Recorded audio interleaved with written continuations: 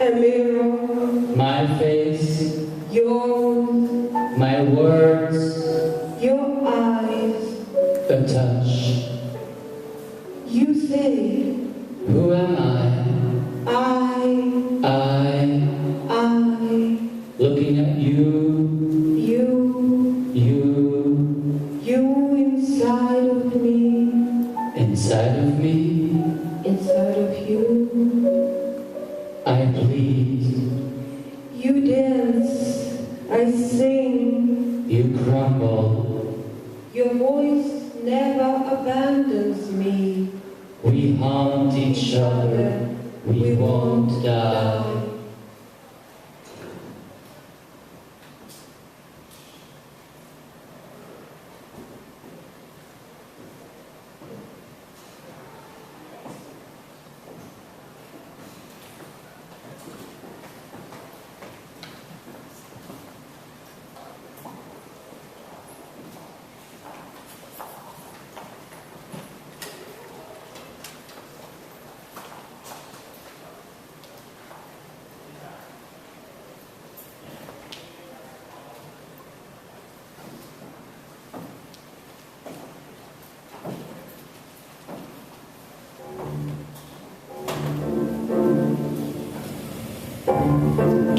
Drunken twilights, city lights, turning to goldfish.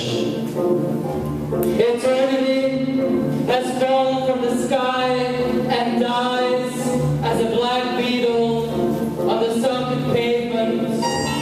The boulevards have swallowed up the destination, and I drift past endless windows lit like billboards in which laughter advertises anti-solitude. Never-ending rooms where people stand on ceilings, grinding out the same refrain in different keys and drinking reassurance in a different color. I got my head against the concrete sky and cry for help, but no one seems to notice, and I wonder how they know which way is up. I stumble every time I try to face their direction. My feet refuse to grip their common ground, so I go down and hug the chandelier to keep up the appearance. Invisible, I float from room to room, deciphering encrypted meaning in the smiles, the winks, the fluttering of lashes, but see their heads filled up with bumblebees, their veins pulsing like horny octopi, their stomachs tense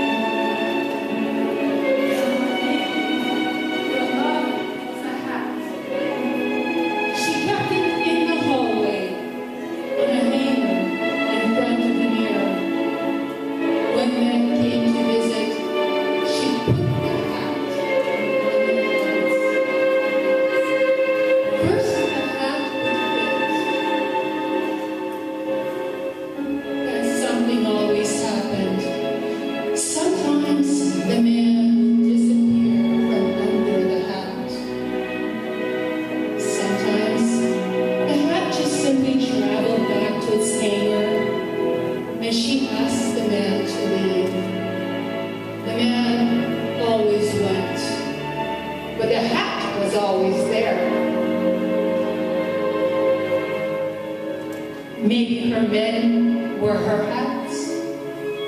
Each time she tried one on, it fit perfectly. It felt good. It looked fantastic. Then something always happened. The hat would become a flying saucer, or the hat would turn into a ship and sail away, or the hat would crumble in her hands. But there was always a new hat on the hanger. Maybe she was a hat. Maybe she never had a head. All that existed was some felt, a few feathers, fur, and flowers, and inside there was nothing. Darkness, dust, death. Maybe it was because her great-grandmother had owned a hat store.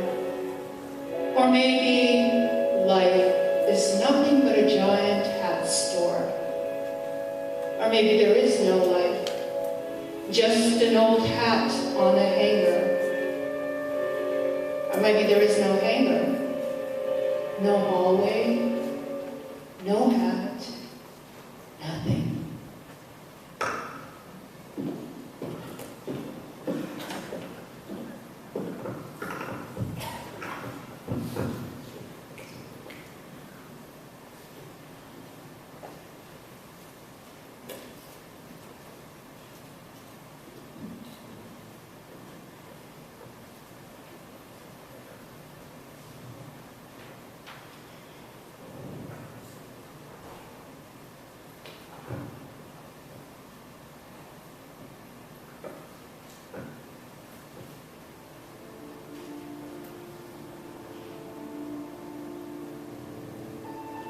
She holds her head under her arm, pours out a river. She disappears behind her words, but swims in every vowel. She is a bridge from source to source, a waterfall veiling her heart. She was a muse who lost her head. She'll never lose her art.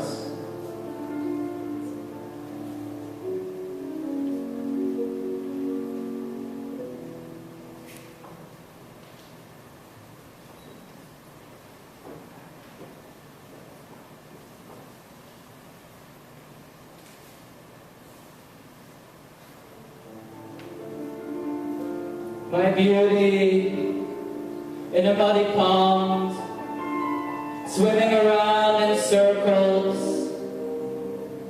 I lured her with a crystal bead. I hooked her with a promise.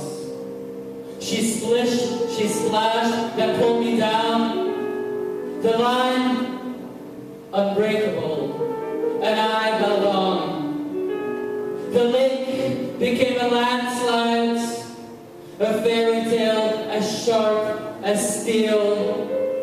Fished up, dropped on the carpet, blood in my throat, my lips torn up.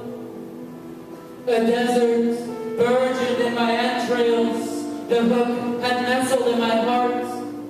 My beauty's face covered with bruises, branded by wishes I could not fulfill, the slow asphyxiation of a dream made real.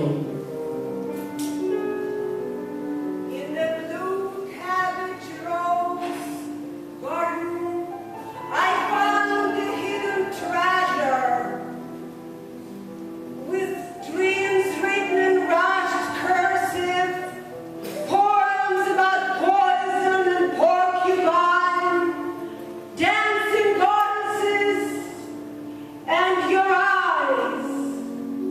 I read the letter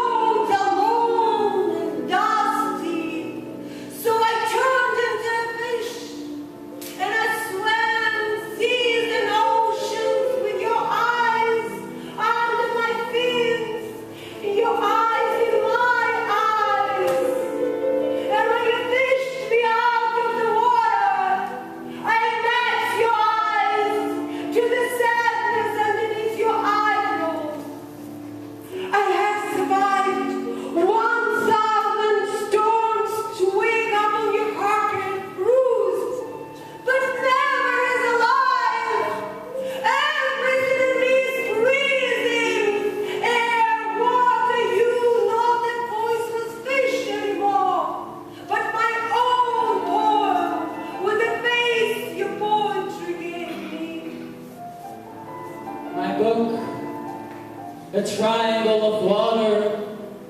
The pages scintillate with blue, an ocean in the deserts, infinity between four walls, a chest that pours a river, the sea fused with the sun. My beauty space is poetry. Her eyes the source, where life begins, where poets drown.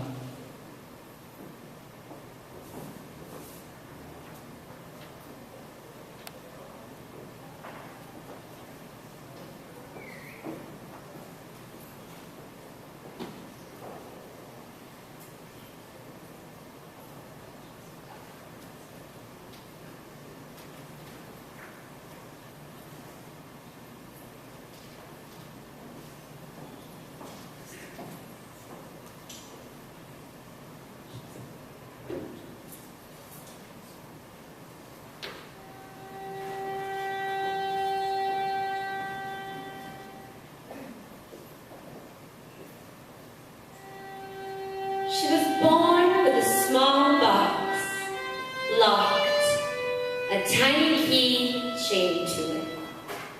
She wanted to show her treasure gift to many, but nobody wanted to look. Or they couldn't see it, even if they looked, even if they wore glasses, even armed with microscopes, telescopes, stethoscopes.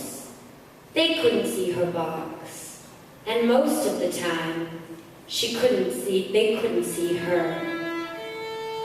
For many years, it was just her and her box.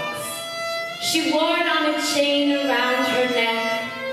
The key got rusty.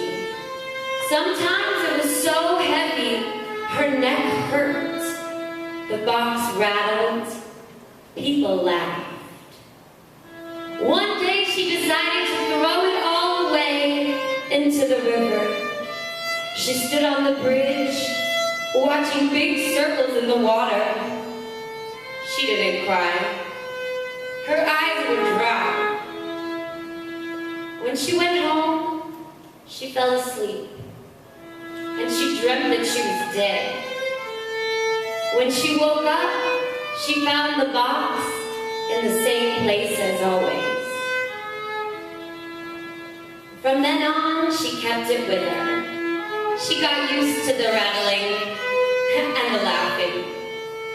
Men who wanted to marry her didn't care about the box. To them, it was not important.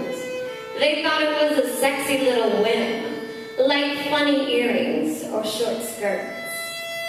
And she got used to it, the way she always got used to birthmarks and scars. Then, one day in May came a visitor from far away. At first she didn't notice, but then she recognized a small box around his neck. He had a key and sad eyes. She tried not to pay attention. She ignored it. She thought it was a sexy little whim. But it was a secret sign. And no matter what they had for dinner or what they said to one another, they both knew.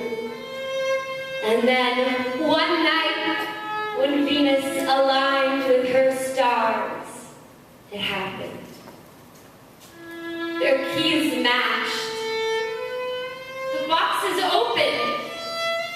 All rubies and diamonds spilled out and shone so brightly and sang a celestial tune. It was the music of the spheres. They both knew the song, for they had sang it for years, alone, echoing each other. And now it sang so loudly, daily noises died, hushed, ceased, in awe, leaving them on an island of their arms, in the radiant light of lightnings and open pages.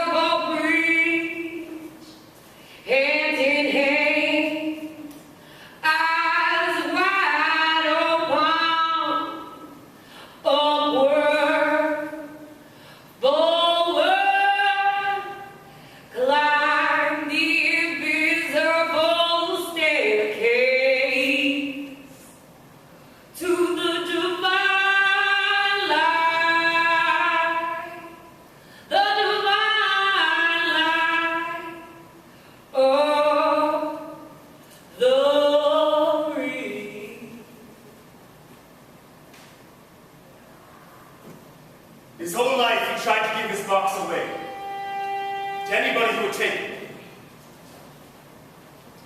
Nobody cared. Nobody looked. He wanted to stop feeling.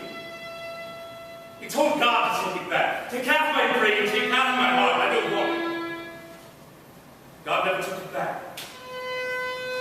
He dragged it with him around his ankle like a coffin.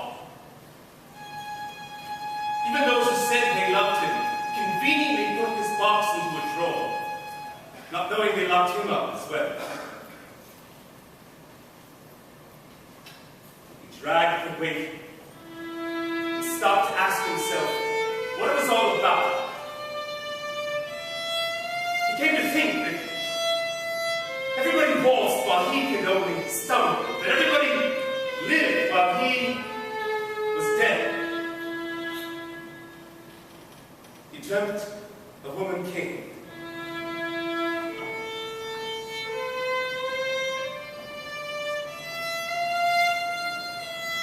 And he cried. He cried at the pain that she had gone through. He knew she was a part of him.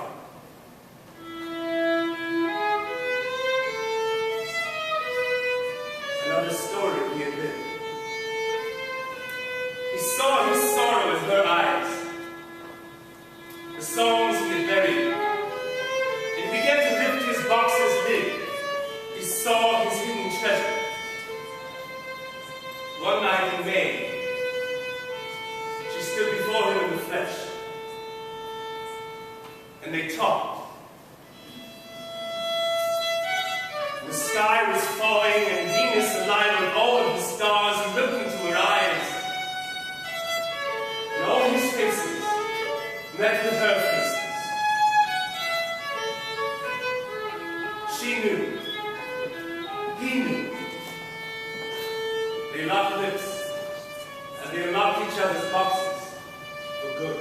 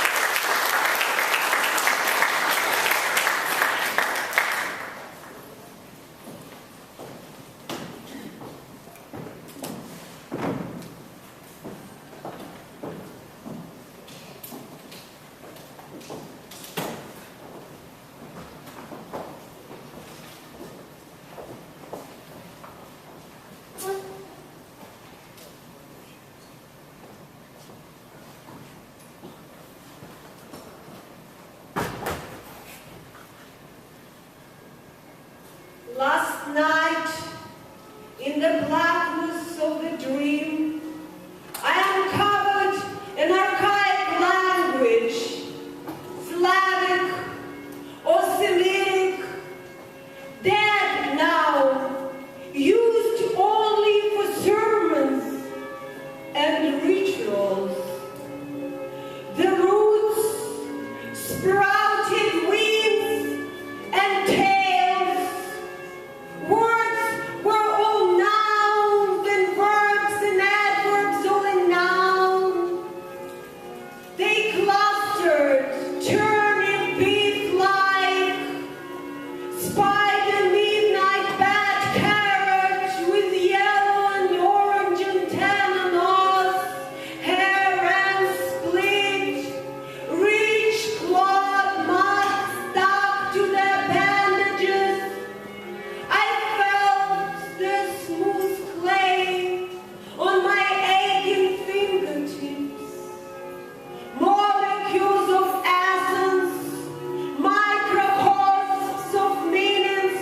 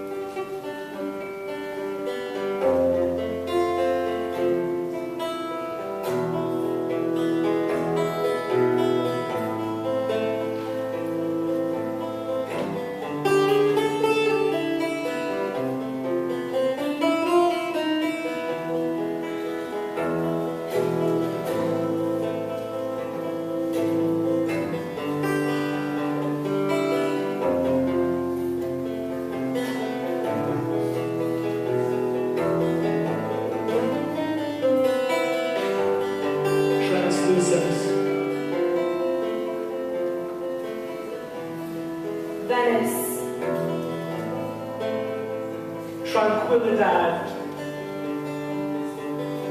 Arabesque. Tieurte. Linden tea. The Bavarian. Cello. Concerto. Bach. Versace. Chloe. Narcissus sense. Poetry store. Cartier. Declaration of love. Schnittke. Polysymphony. Nostrils know. So do fingertips. Hypnotic. Poisonous. Books. Blue cobblestone. Eyes filled with apples. Lulu. Liebe. Linden. Liefde. Blue elephantia.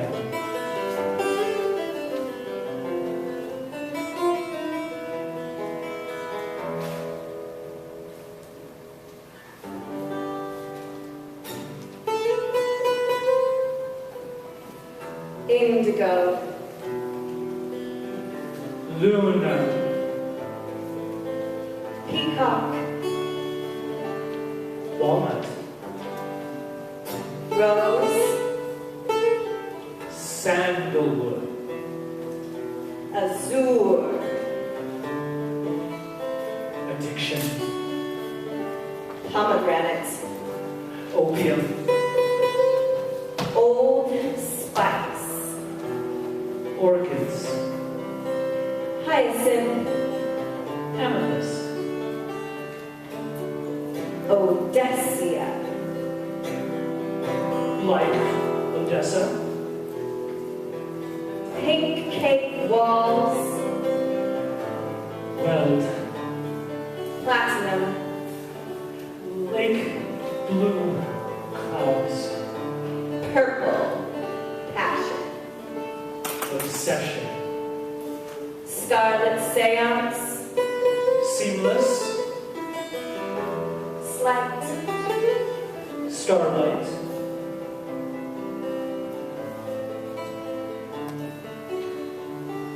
Crescent.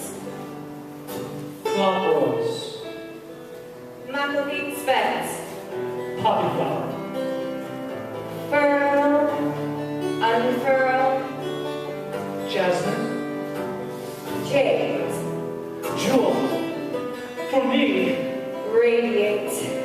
Fragrant mist. Lilac mist. Barrio. Summer zest. Opal. Moonstone. Copper. Lace. Curl. Uncurl. Pina colada.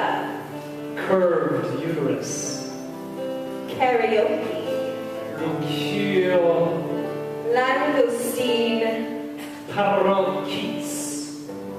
Creole sweets. Intoxicating. More. More. Oh, Ah.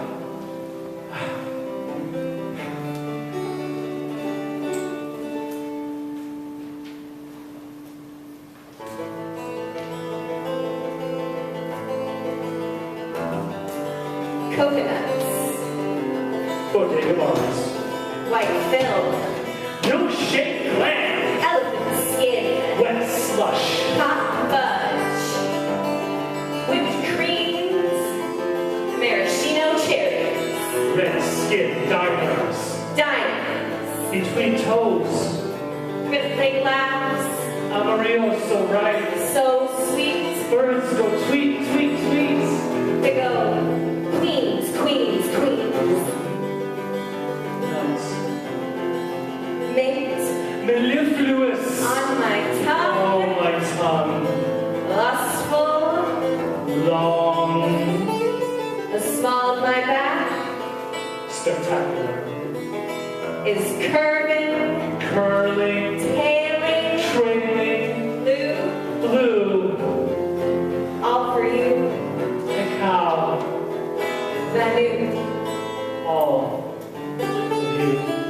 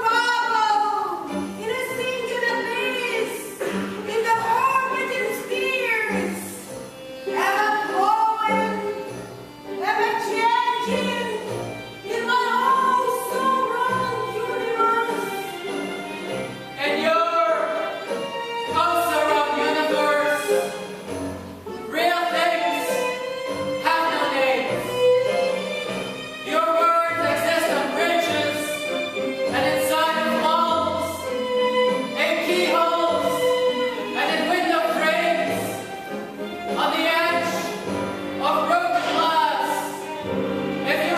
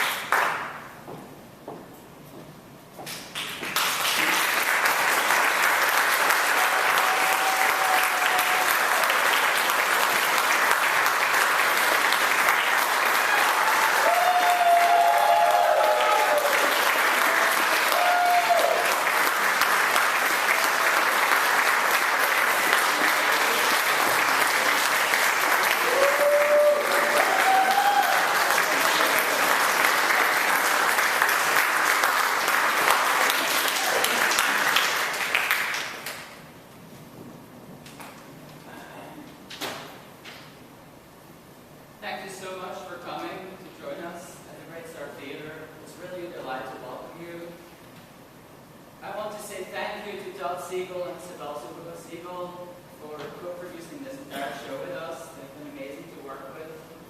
This was only half of the show. There's going to be an amazing second half with word performances featuring writer and poet Jiwan Choi, also known as the Jay-Z of modern poetry, all made from LA. Opera and jazz singer Laura Libby, poet and novelist Bryn Saito, Viracocha artist and visionary John Siegel, pianist and flute player Lara Gardner, world-renowned violinist Ilana Thomas, award-winning cellist Samson Van Loon with the Amethyst Trio, poet and performer Sibel Siegel with a dance memoir and a tribute to Nijinsky, and hip-hop dancer AF with the Oakland dance group The Shadow Bunnies, as well as wordsmith John Siegel, all hosted by the fantastic Sibel Siegel. You don't want to miss this. Before we take a short 15-minute break, I also want to mention that Green Lions is not just the literary theater you have just seen, but also a book. So it's a literary theater based on the book of poetry and art by Zarina Zabrisky and myself. The sets you've just seen tonight are also all artwork in the book is drawn by Zarina Zabrisky, including the cover. So the book will be for sale in the back. It has our poems and the artwork. And because this is our book launch, you have the chance to be the very first owner of Green Lions. And you have a special one-night only discounts.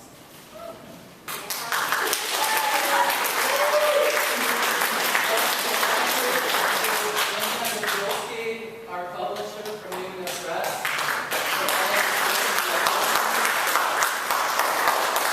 And also Kathleen Phelps, who did the amazing design and made a it's her birthday, so round of applause for that.